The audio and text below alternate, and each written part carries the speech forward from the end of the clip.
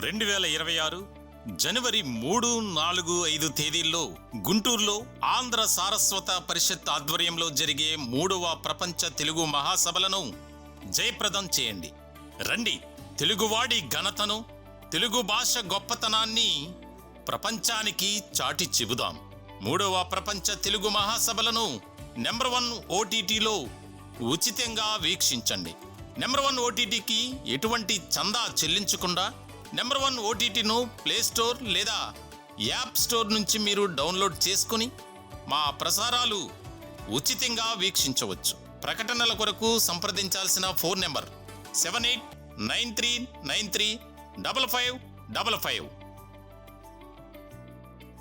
నమస్తే. సామాన్యుడి చేతిలో సామాజిక అస్త్రం నెంబర్ 1 న్యూస్కి స్వాగతం. నేను రవీంద్ర. ఇప్పుడు నేను ఒకటి ఆర్టికల్ చదివి వినిపిస్తాను. దాని తర్వాత అసలు విషయం ఏంటి అనేది డీటెయిల్డ్గా చెప్పడానికి ప్రయత్నం చేస్తాను. ఫైల్ కదలాలంటే పైసలు ఇవ్వాల్సిందే. వామ్మో, రవాణా మంత్రి పేషి. సీఎం చెప్పినా ముడుపులు ఇవ్వాల్సిందే. శాఖను పట్టించుకునే మంత్రి మండిపల్లి. ఫైళ్ల క్లియరెన్స్లో ఆయనకు చివరి ర్యాంక్. మా మంత్రి పేషిలో ఫైల్ కన్నా ఆర్టీసీ పల్లె వెలుగు బస్సులు ఎంతో వేగంగా కదులుతాయి. ఆర్టీసీ సిబ్బంది పదోన్నతులపై సీఎం ఆదేశించినప్పటికీ నెలల తరబడి ఆపేసి ముడుపులు వసూలు చేశాకే ఫైల్ కదిపిన ఘనత మా మంత్రి గారి పేషిది. ప్రతి పనికి ఎంతో కొంత చెల్లించాల్సిందే, లేదంటే ఏ ఫైల్ అయినా ముందుకు కదలదు అంటూ ఏపీఎస్ఆర్టీసీ హౌస్లో సిబ్బంది అధికారులు బహిరంగంగా వ్యాఖ్యానిస్తున్నారు.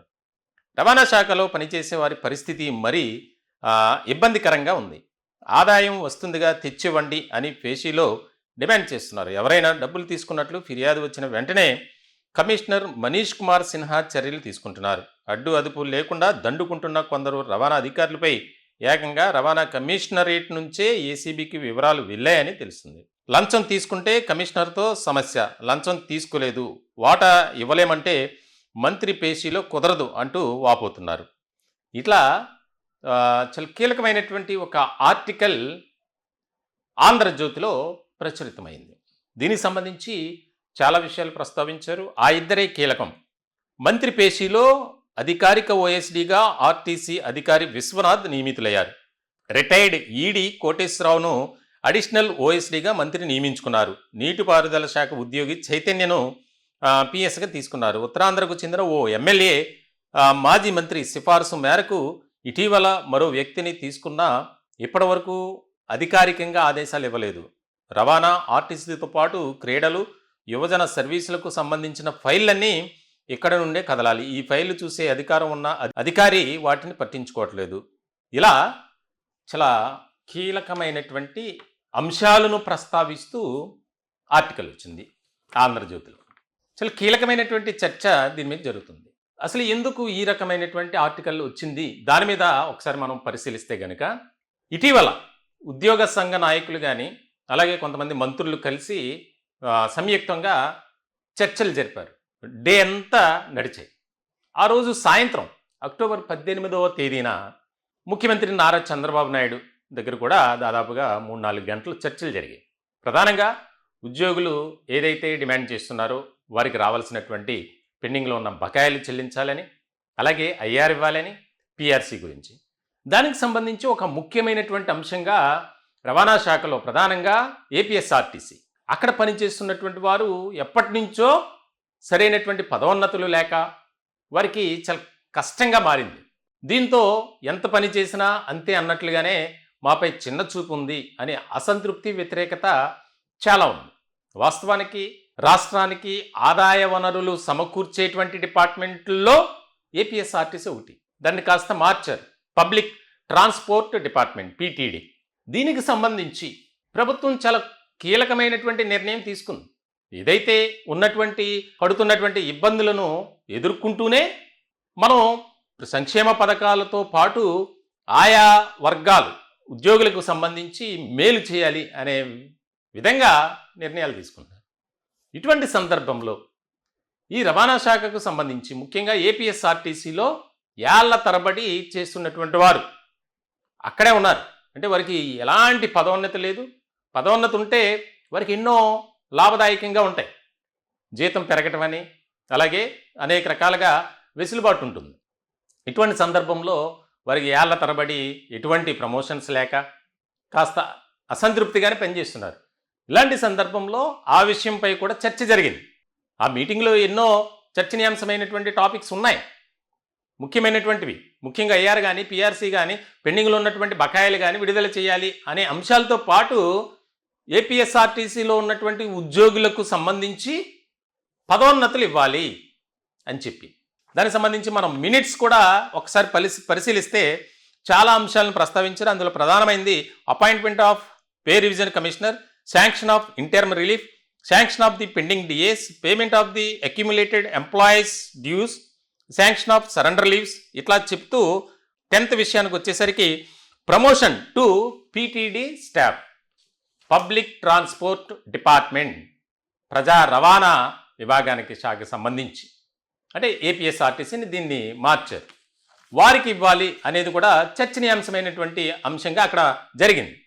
దీనికి సంబంధించి అక్కడ వెంటనే యాక్షన్ కూడా జరిగింది. Sanction of the first DA of the 4 pending DAs, action finance department. ఇలా ప్రస్తావిస్తూ దీనికి issue of the GO concerning the promotion to the employees of the PTD అని చెప్పి వారు అప్పుడే నిర్ణయం తీసుకున్నారు. దాదాపుగా 8 వారాల్లో 2 నెలల్లో ఈ ప్రక్రియ పూర్తి కావాలి అని అప్పుడు జరిగినటువంటి చర్చ, కీలకమైనటువంటి సమావేశం 18/10/2025 అంటే అక్టోబర్ 18. నవంబర్ అయిపోయింది, డిసెంబర్, ఇంకా మరి కొద్ది రోజుల్లో 2 నెలలు పూర్తవుతుంది, 8 వారాలు. అలాగే ప్రభుత్వ ఆదేశాలను కూడా, ముఖ్యమంత్రి ఆదేశాలను కూడా పట్టించుకున్నటువంటి రవాణా శాఖ అధికారులు ఇక్కడ అదే ఆర్టికల్ ఆంధ్రజ్యోతిలో వచ్చింది. అంటే పెండింగ్లో కొంతమందికి వచ్చాయి. ఏపీఎస్ఆర్టీసీలో దాదాపుగా ఒక 40% ఎంప్లాయీస్కి ప్రమోషన్స్ వచ్చినాయి దాదాపుగా ఇప్పటికే. మిగిలిన వారికి ఈ రకమైనటువంటి విధానం, అంటే మాది ఎందుకు పెండింగ్లో ఉందని అడిగితే దానికి సంబంధించి డైరెక్ట్గా అడుగుతున్నారట మంత్రి గారి పేషి. మరి దీనికి చాలా సీరియస్గా ఫోకస్ పెట్టినట్లు కూడా తెలుస్తుంది.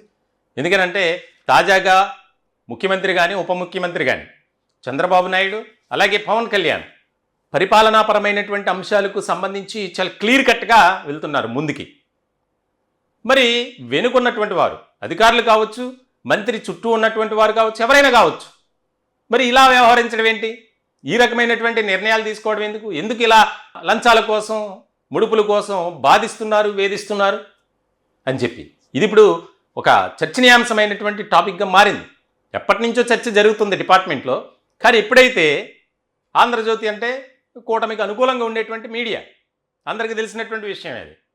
మరి అటువంటి మీడియాలో జరుగుతున్నటువంటి మంత్రి గారి పేషీలో ఏం జరుగుతుంది, ఈ రకమైనటువంటి విధానంతో ఉంది, ఫైల్ కదలాలంటే ఫైల్స్ ఇవ్వాల్సిందే అని ఒక మెయిన్ హెడ్డింగ్గా పెట్టి దాదాపుగా ఒక ఆర్టికల్ రాశారు.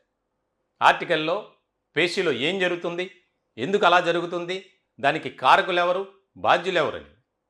ఇప్పుడు అధికారి తప్పు చేసినా, మంత్రి చుట్టూ ఉన్నటువంటి వారు తప్పు చేసినా చెడ్డ పేరు వచ్చేది కూటమికే. ఆటోమేటిక్గా ఇప్పుడు చాలా విషయాలు చూస్తున్నాం మనం.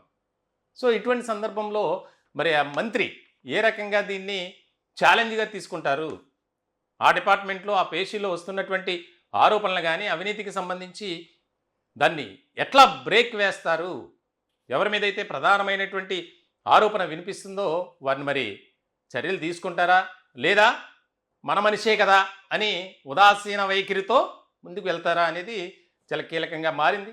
ఏపీఎస్ఆర్టీసీలో ముఖ్యంగా పబ్లిక్ ట్రాన్స్పోర్ట్ డిపార్ట్మెంట్ ఏదైతే ఉందో ఏపీఎస్ఆర్టీసీని దానిగా మార్చారు పీటీడీగా. ఆ ఉద్యోగులైతే అసంతృప్తితో ఉన్నారు, అసహనంతో ఉన్నారు. ఎప్పుడైతే ఉద్యోగులకు అలాగే మంత్రులకు సంబంధించినటువంటి జరిగినటువంటి చర్చలో ఈ కీలకమైనటువంటి నిర్ణయాలు తీసుకున్నారు. ఎలాగూ మనకి ఐఆర్ లేదు, పిఆర్సీ ఇవ్వట్లేదు, పెండింగ్లో ఉన్నటువంటి బకాయిలు చెల్లించట్లేదు, సరే ప్రమోషన్స్ వస్తే మనకు అంత మేలు కలుగుతుందని భావించినటువంటి సిబ్బంది ఈ రకమైనటువంటి విధానంతో పెండింగ్లో ఉన్నటువంటి దాన్ని స్టేటస్ని కనుక్కోవడానికి వెళ్తే డైరెక్ట్గా అడిగేస్తున్నారట మాకేమి లేదా అని. మరి దీన్ని ఏ రకంగా చెక్ పెడతారనేది మంత్రి గారి విషయం. చాలా క్లియర్గా ఇక్కడ ప్రస్తావించినటువంటి అంశాలు ఏవైతే ఉన్నాయో ఆ ఆర్టికల్లో దానికి సంబంధించి సీఎంఓ కూడా చాలా సీరియస్గా తీసుకున్నట్లు తెలుస్తుంది. ఎందుకంటే పరిపాలనాపరమైనటువంటి విషయాల్లో ఎక్కడా కూడా మనం అవినీతికి తావివ్వకుండా, ఆరోపణలకు భిన్నంగా మనం అవినీతికి చేయకుండా ఒక మంచి పరిపాలన ఈ రాష్ట్ర ప్రజలకు అందించాలి అనే ఆలోచనతో ఇద్దరు వెళ్తున్నారు. అభివృద్ధి, సంక్షేమం ఇవి రెండు కళ్ళుగా చూసుకొని ముందుకు వెళ్తున్నారు ముఖ్యమంత్రి కానీ ఉప ముఖ్యమంత్రి కానీ. మరి ఇటువంటి సందర్భంలో ఇలా జరిగితే ఎవరు తప్పు చేసినా అది వ్యవస్థకే అంటుకుంటుంది. ఒకరు చేసినా 100 మందిలో 99 మంది కష్టపడి పనిచేసి ఒక్కడు తప్పు చేస్తే అదిగో ఆ డిపార్ట్మెంట్ ఇలా, ఆ పార్టీ ఇలా, ఆ నాయకులు ఇలా అని మాట్లాడుకోవటం మంది. మంచి గురించి ఎవరో డిస్కస్ చేయరు, చెడు గురించే ఎక్కువ ప్రస్తావిస్తారు, మాట్లాడతారు. మరి దీనికి సంబంధించి ఆ మంత్రి గారు కానీ సీఎంఓ సిబ్బంది కూడా చాలా సీరియస్గా తీసుకున్నట్టు తెలుస్తుంది. దీనికి సంబంధించి మరి చెక్ పెడితే బాగుంటుంది. ఎందుకంటే ఎప్పటి నుంచో వెయిట్ చేస్తున్నారు పాపం. ఆ జూనియర్ అసిస్టెంట్ స్థాయి అధికారి అయితే ఆ జూనియర్ అసిస్టెంట్గానే ఉంటున్నాడు. జూనియర్ అసిస్టెంట్ నుంచి సీనియర్ అసిస్టెంట్గా, తర్వాత సూపరింటెండెంట్గా కొన్ని ఉంటాయి వారి డిపార్ట్మెంట్ రూల్స్ ప్రకారం అక్కడ ఉన్నటువంటి ప్రమోషన్స్ స్టేజెస్ని బట్టి. మరి ఏళ్ల తరబడి ఒకే చోట ఒకే విధంగా పనిచేస్తే వారికి కూడా ఒక రకమైనటువంటి అసహనం, అసంతృప్తి, వ్యతిరేకత ఏర్పడుతుంది. మరి అది తీసివేయాలి. ఎప్పటి నుంచో పెండింగ్లో ఉన్నటువంటి ఇష్యూని మనం క్లియర్ చేయాలి. రవాణా శాఖలో పనిచేస్తున్నటువంటి వారు, ప్రధానంగా ఏపీఎస్ఆర్టీసీలో పబ్లిక్ ట్రాన్స్పోర్ట్ డిపార్ట్మెంట్లో పనిచేస్తున్న వారికి ప్రాధాన్యత క్రమంలో తీసుకుని వారికి సర్వీస్ని బట్టి ప్రమోషన్స్ ఇవ్వాలి అని ఆదేశాలు ఇచ్చినప్పటికి కూడా పట్టించుకోవట్లేదు అనేది. పట్టించుకొని కొంతమందికి ప్రమోషన్స్ ఇచ్చినప్పటికీ మరికొంతమందికి అన్నీ సక్రమంగానే ఉన్నా మరి అధికారులు కానీ ఆ పేషీలో ఉన్నటువంటి కానీ అక్రమమైన పద్ధతిలో డబ్బులు దండుకోవడానికి ప్రయత్నం చేస్తున్నారట. చూడాలి మరి ఏ రకమైనటువంటి పరిణామాలు చోటు చేసుకుంటాయనేది. ఈ టాపిక్పై మీ విలువైనటువంటి అభిప్రాయాలు కామెంట్ రూపంలో తెలియజేయండి. దయచేసి మా ఛానల్ని సబ్స్క్రైబ్ చేసుకోండి. Thank you.